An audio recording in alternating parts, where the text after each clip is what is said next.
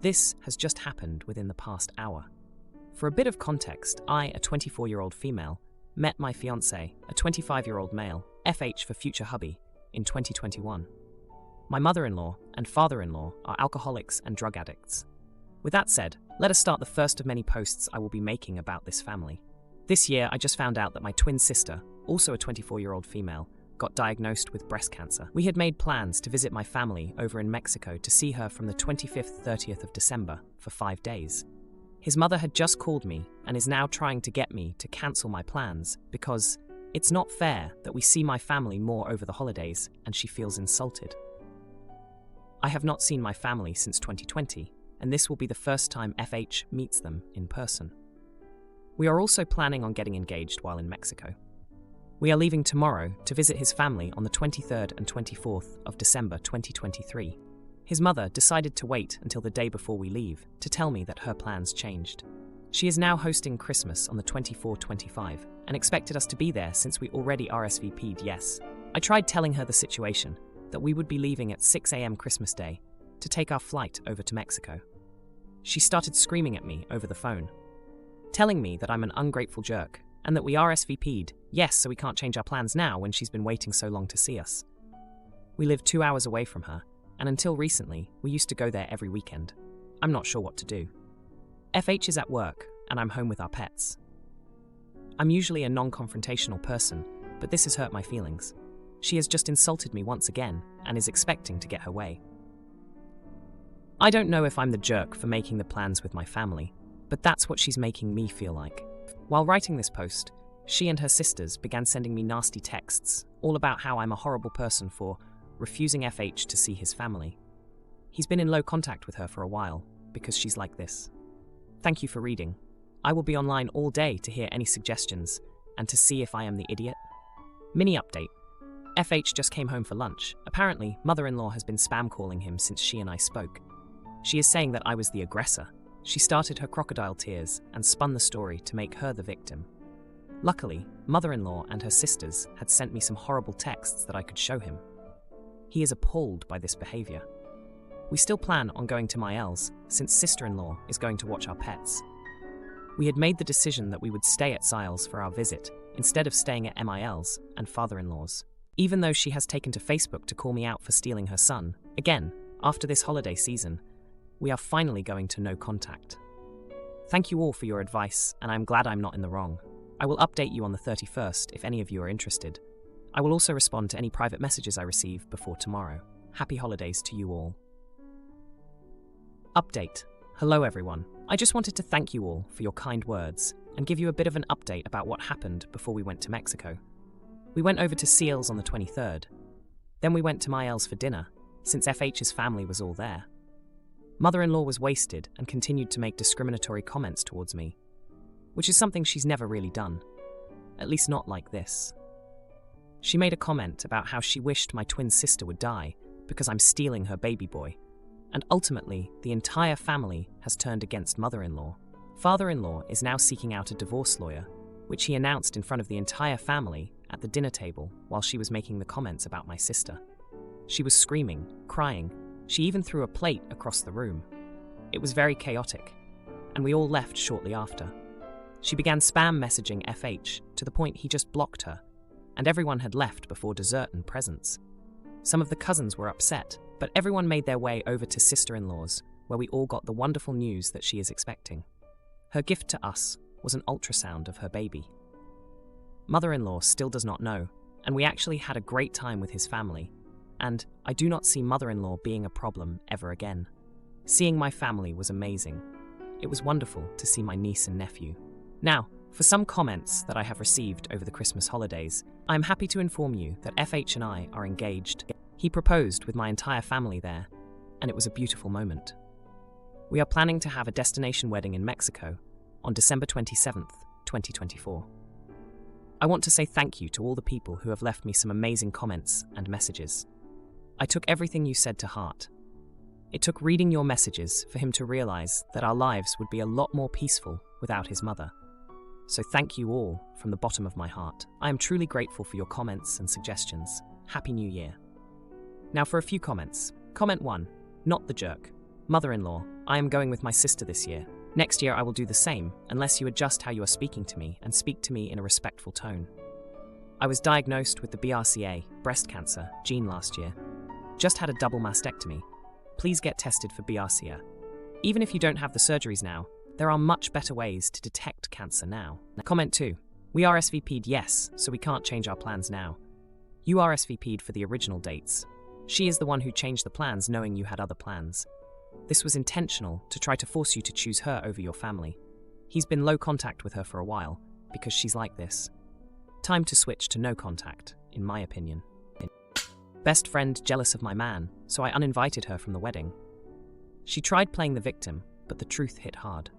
Izzy, 27 years old, and I, 26 years old, have been friends since we were born. We were practically raised together. We were closer in college, but after that we have been drifting apart a little, but I still had a strong bond with her up until recently. She has been there for me a lot, and I have too, so it's tough, this situation. After college, when Izzy was like 23, she went on a few dates with Jake, my fiancé, but then told him she wasn't interested in anything serious. Even though I was her best friend, I didn't really know Jake because she used to get asked out a lot, but only a few turned serious. So I knew about her boyfriends, but not necessarily her dates. Almost a year after that, I moved in with Izzy, and so we got close again. It was after this that I met Jake. We quickly became good friends. I used to talk about him to Izzy a lot, but it's when I showed her his picture that she recognized him and told me about her dates with him. Friendships were more important to me than any guy back then, so I asked her if it was okay to date him because I liked him a lot. She said she had no problem and joked about it ever turning into a relationship, which I took as a joke. Jake and I became serious very quickly. He is my soulmate. By then, though, Izzy and I lost touch a bit since I moved in with Jake, and work became more of a priority. Right until I got engaged, she used to still joke to both me and Jake that she didn't think we would be this into each other. And at that time, I saw it as funny because Jake is the opposite of me. After I got engaged, she became very weird. She was very shocked and would not believe it. Then later she used to tell me I'm too young to be married, and if I'm sure, but I saw this as just concern, although she agreed to be my MOH, maid of honor, along with my sister. Afterwards, I posted on my Instagram about our engagement, and people were reposting it and congratulating us. But Izzy just captioned it saying, "You better mention me in your vows because he was into me first, haha." Jake felt very uncomfortable, and so did I, but I defended her saying that it's just Izzy. She jokes around a lot. But I still let her know that it was a bit uncomfortable, and she said that she was just joking. After Christmas, we hosted a dinner party, and that day, Izzy just kept telling all the friends and family gathered that Jake dated her first. She let me have him, stuff like that. Even after telling her it was not okay, she joked around. Later I told her that she was crossing my boundaries and that it was not okay, to which she said I was overreacting. In the end, I told her not to attend my wedding at all.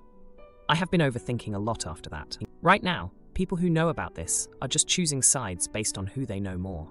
I'm worried I'm ruining a lifelong friendship when I'm not even right. What if to her, it really was just a joke and I'm not being understanding, but she is not being supportive or positive, which I think is unfair. I'm confused. Now, for a few comments before the update. Comment 1. Not the idiot. I think that she loses any right to claim it was just a joke when you've expressed that it makes you uncomfortable and asked her to stop. You have every right to enforce your boundaries, even if that means ending a long friendship. If she was a good friend, she would value your feelings over her need for attention, which is clearly what this is about, in my opinion. Also, it's weird that people are choosing sides in this. There is literally no reason for it, and they should really start behaving like adults. Comment 2. Not the idiot. When you repeatedly ask a friend to stop making a comment that bothers you and they continue, in public no less, that's not a real friend. Afterthought. Re-invite her, but only if the best man makes repeated references to the terrible taste the groom used to have in women, what vapid girls he used to date, etc. Now for the update. A lot has happened since my last post, and I've been on an emotional roller coaster. Izzy and I have been friends since we were in diapers, and our bond has always been strong, even when life took us in different directions. But the recent events have really tested our friendship. After I told Izzy not to attend my wedding, things got really tense. She didn't take it well, and I guess I didn't expect her to. We've been through so much together, from childhood sleepovers to helping each other through college exams. It's hard to believe that a guy could come between us, especially since she was the one who introduced me to Jake. I remember when Izzy and Jake went on those few dates. She never seemed that into him, always talking about how they were just having fun and nothing serious would come of it. I trusted her word, and when Jake and I started getting close, I never imagined it would lead to this mess. The day after I uninvited her from the wedding, Izzy showed up at my door. She was crying, saying she didn't mean to hurt me and that she was just trying to deal with her own feelings about Jake and me. I was shocked. I never knew she had any lingering feelings for Jake. She always seemed so indifferent about their past, but now she was confessing that seeing us together made her realize she might have made a mistake letting him go. I felt a mix of anger and sympathy. Here was my best friend, someone who had been by my side through thick and thin, admitting something that must have been hard for her to say. But at the same time, she had crossed a line with her comments and behavior. Jake, who had been my rock through all of this, was equally stunned by Izzy's confession. He reassured me that he had no feelings for her and that I was the one he wanted to be with. But the tension between the three of us was undeniable. The following days were a blur of emotions. Izzy tried to make amends, sending me texts and leaving voicemails, apologizing and asking for forgiveness. I was torn. Part of me wanted to forgive her, to go back to the way things were before all this drama. But another part of me was hurt and couldn't forget the things she had said and done. Then, 2 days ago, Jake and I had a long talk. He told me about how he had always admired my friendship with Izzy and how he never wanted to be the reason we fell out. He suggested we try to work things out with her, for the sake of our history and the bond we shared. So yesterday, I met with Izzy. We sat down at our old favorite coffee shop, the one where we used to study for hours on end during college. The air was heavy with unspoken words as we sipped our drinks. Izzy broke the silence, explaining how she had been feeling lonely lately. She had seen other friends getting married and felt left behind. She admitted that her jokes were a way to mask her pain and that she never intended to cause any harm. I listened, feeling a mix of relief and sadness. I realized that Izzy was struggling with her own issues and that her actions were a cry for help. We talked for hours, hashing out our feelings and clearing up misunderstandings. In the end, we hugged it out, both of us with tears in our eyes. I told her she could come to the wedding, but not as my MOH. That role would now be solely my sister's. Izzy understood and agreed, grateful to be included at all. As I walked home, I felt a weight lifted off my shoulders. But there was also a pang of sadness. Our friendship would never be the same. We had both said and done things that couldn't be taken back. The innocence of our childhood bond was gone, replaced by the complexities of adult relationships. Husband demands my house deed, but I won't fold. He laughed until he found his bags packed, and... Background. I, 29-year-old female, have known and been with my husband, 33-year-old male, for the past 4 years, and we have been married for 2 years. I started working when I was 21, right after completing my bachelor's degree. After 2 years of working, I bought myself a house. It is nothing fancy, just a 3-bedroom, 2-floor house that I built on my own land. I got to know and started dating my husband in 2019. By that time, the construction of my house had finished. He lived in a different country, so when he visited me, I took him to see my house. I am very proud of it since it is something I built with my own money, and I own it, even though it is small. After our wedding, I moved to the country where he was already living. We split our bills and rent equally, as we both work in IT and earn a good income. Now, we are planning to buy a house together. We have found a place that we both like and can afford. We are putting both of our names on the deed because we are both contributing financially.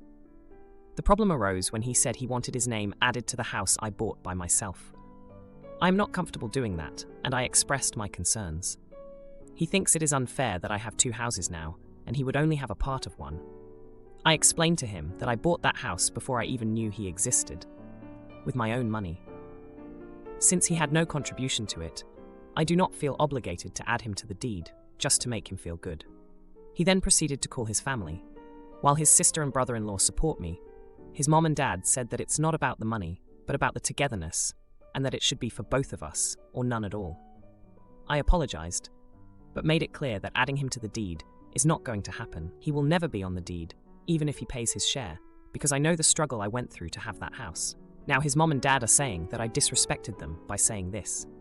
Am I the idiot? Edit 1. Both of us are from the same country. We are currently working in a different country on a visa. We are allowed to buy a house where we work. We are planning to stay for at least 5 more years, so buying a house seems logical. In my country, we don't have a prenuptial agreement culture. I did tell him earlier that the house was mine and that I would never give it to anyone unless I am dead, in which case it will either go to my kids, if I have any, or to charity. Edit 2. I apologize if it seems like I'm entitled when I mentioned that I bought the land from my dad in a comment. I did buy it from him for a very low price, but I paid for all the construction costs, material costs, labor costs, etc. by myself. I even plastered and painted the walls myself when I was short on money. I believe this makes it valid for me to be proud of what I did. I come from a developing country, and I apologize if it seems unfair that the land came cheap, but I paid and did everything else myself. I have cut the tiles, mixed the paints, and watered the cement myself. So yes, I am proud and have an emotional attachment to that place. Edit 4. I am not in the US. Any property that I own before or after marriage, if it has my name on the deed, belongs solely to me. I can choose to register it in someone else's name if I want to, register a power of attorney, or register someone as a co-owner later, but it is completely up to my discretion. We do not have communal property laws. Now, for a few comments before the update. Comment 1. Not the idiot. I'm so happy to see someone draw the hard line. It's not fair. Well, nothing is stopping him from buying a house solely with his own funds. Though, I don't know why you would want kids with him. He's just going to cry to mommy every time he doesn't get his way. You have a husband problem where he thinks he's entitled to your property, doesn't respect you. Comment 2. Not the idiot. In most cases, I would think otherwise. In this case, you already owned one house, but bought a second one with your husband. I am wondering if there are big differences between his previous country and the one you are living in now. Did he marry you for a better lifestyle, to support his family, or are the countries pretty similar? Now for the update. A lot has happened since my last post, and I'm still trying to process it all. The past week has been a whirlwind of emotions and confrontations that I never expected. After I refused to add my husband's name to the deed of my house, things between us became tense. He couldn't understand why I was so adamant about keeping the house to myself, and I couldn't make him see the emotional value and hard work I put into it. We had a few calm discussions, but they always ended with him feeling hurt and me feeling frustrated. Then, 3 days ago, I came home from work to find my husband sitting at the kitchen table with a look on his face that I couldn't quite read. He told me that he had been doing some thinking and that he had a proposal. He suggested that if I didn't want to add his name to the deed of my house, maybe we could sell it and use the money to buy our new home together. That way, we would both have equal ownership, and it would be a fresh start for us. I was taken aback by his suggestion. The thought of selling my house, the house I had built from the ground up, was heartbreaking. I had so many memories there, and it was a symbol of my independence and hard work. I told him I needed time to think about it, but inside, I knew I couldn't do it. The next day, I found out from his sister that my husband had been talking to his parents again, and they had convinced him that selling my house was the best solution. They told him that it was the only way to prove that our marriage was a partnership and that I was committed to our future together.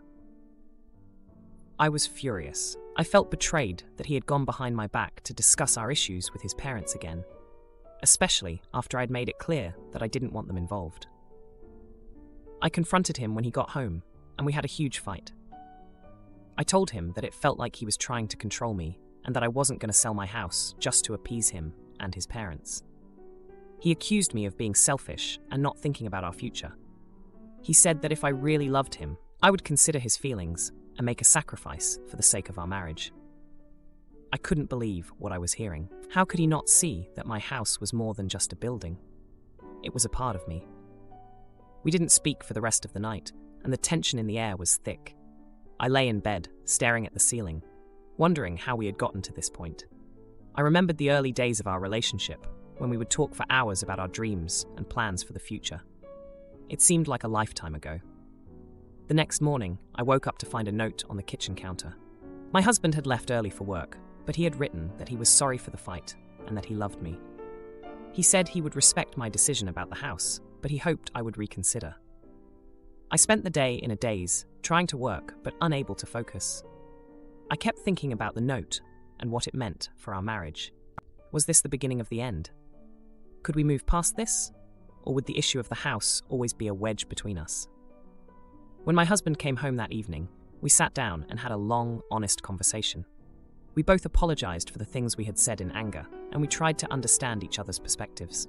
He admitted that he had been feeling insecure about not having a property of his own, and that he was worried about what would happen if our marriage didn't work out.